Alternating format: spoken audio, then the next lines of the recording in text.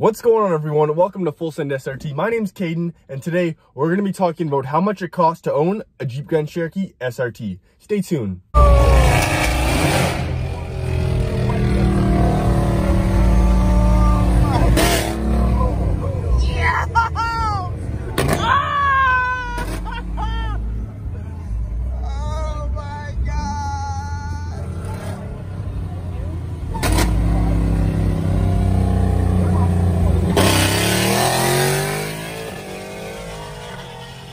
So like I said, we're going to be talking about exactly how much it does cost to own a Jeep Grand Cherokee SRT. Now, I have a 2018 Jeep Grand Cherokee SRT. I bought it brand new back in 2018, right from the dealership. I think the MSRP was around that $95,000 range. Canadian, I think that's about $71,000, $72,000 American. But yes, this vehicle has seen quite the depreciation over the past 3 years, but honestly, it's been such a reliable and solid vehicle. It's fast, it's fun, it's the perfect daily driver. I've been getting the question so much recently, how much exactly does it cost to own this vehicle? I'll be going over insurance, gas mileage, monthly payments if you want to finance one of these vehicles, lease rates, maintenance. What else do we got? I'll be covering some mods and how much the mods cost as well. And then I will reach my final verdict and my opinion on if the Jeep Grand Cherokee SRT is worth it or not.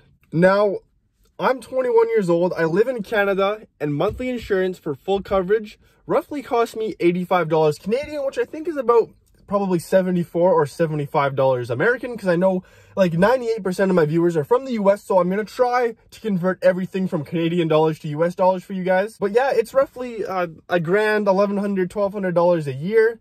So yeah, $85 a month is what it costs a 21-year-old to drive a Jeep Grand Cherokee SRT, full coverage. But I never speed. I always go the speed limit, never get pulled over. Never had an accident, so my record's pretty clean. Now let's talk about gas mileage. I get about 10, 11, 12 miles per gallon. This thing is absolutely brutal on gas. You got to remember this is an SRT, so it's a 6.4 liter naturally aspirated V8 with 475 horsepower and 475 foot-pounds of torque. I always keep it in eco mode simply because I'm not always punching it 24/7. So essentially what eco mode does is it shuts off 4 of the cylinders, so you go down to a 4-cylinder when you're driving in eco mode, but that's only when you're kind of relaxing on the throttle. When you're starting to speed up, it goes to the 8-cylinder, but you can actually feel it in the way the vehicle feels when it goes down to the 4-cylinder. It kind of gives it like an interesting humming noise, which I had no idea what that was when I first heard it, but then that's what I figured out. And that brings us to the second point. How much does it cost to fill this bad boy? It costs about $95 to $100 Canadian. Again, $80, $85 American, but I don't drive all that much. I think on the window sticker, it says this vehicle costs about $4,500 to $5,000 a year in gas if you are driving it 20,000 kilometers a year, which is quite the hefty bill for gas, but I'm lucky. Like I said, I bought this thing in 2018, and I only have like 21,000 kilometers on it, or like 16,000 miles. So if you are the average driver driving 20,000 kilometers a year, we got $5,000 a year on gas, about $1,000 a year, let's say $1,500 a year on insurance, so we're up to $6,500 a year. Now let's talk about how much it costs to finance this thing if you were to finance it. And for example, let's just go 72 months with 0 down. It's going to cost you around $1,300 a month, which is quite the big payment. But if you can put more money down, you're obviously going to lower that payment every single month. And it's really up to you if it's worth it for this vehicle. Do you really care that you have an SRT, or would you be satisfied with like a Summit? I think it's the Summit. No, Limited X with the 5.7 Hemi. That's still a beast of a vehicle, but if you want the SRT, that's what it's going to run you. And then that's going to bring me into my second point when it comes to payments. Like I said, I bought this vehicle in 2018. The MSRP on it was $95,000 Canadian, and right now it's worth right around that $70,000 point. So obviously 70 to 95 is $25,000. So are you willing to lose $25,000 in the first 3 years of ownership? Now, one way to get around this is to find a solid used SRT, but keep in mind I said solid. A lot of people bag these vehicles, so maybe go out and go look for one with maybe 30,000 kilometers on it. Really verify the owner to make sure that they are not insane and you can tell that they didn't absolutely destroy the vehicle.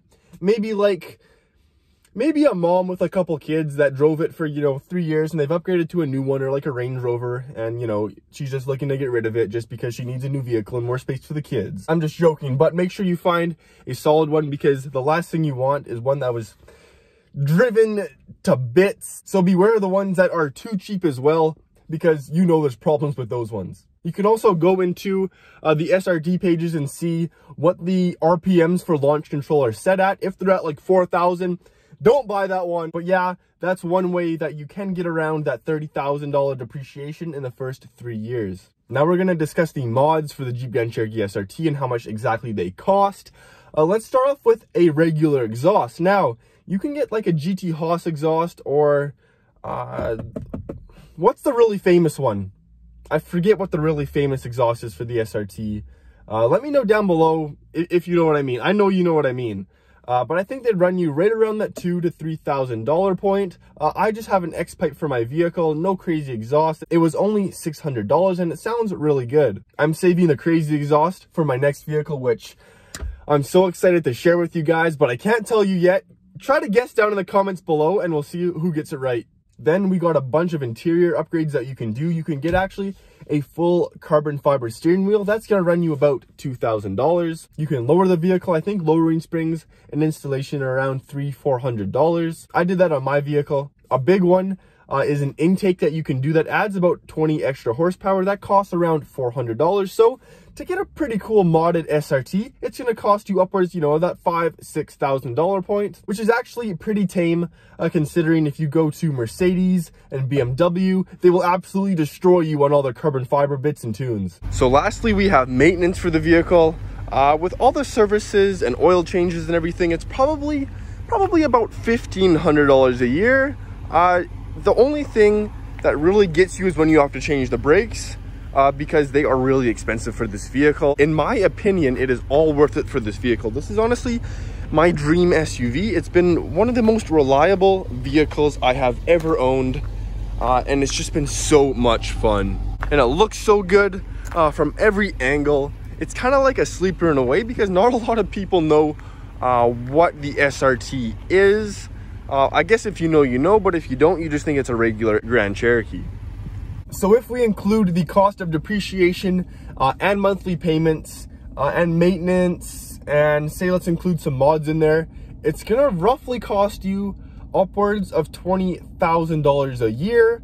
That's because depreciation is gonna be around $8,000-9,000 a year. Monthly payments are gonna be around $12,000, $13,000, $14,000 a year. And then tack on another $100 a month for insurance, and then let's say another $100 a month for mods. So with depreciation and monthly payments and all those, you're upwards of $20,000, $25,000 a year. Now, a good alternative is to find a SRT for around that $40,000-50,000 range, like I said before, in really good condition. Maybe it already has some of those mods that you want done to it, and that is a really good alternative. But I hope you guys enjoyed the video today.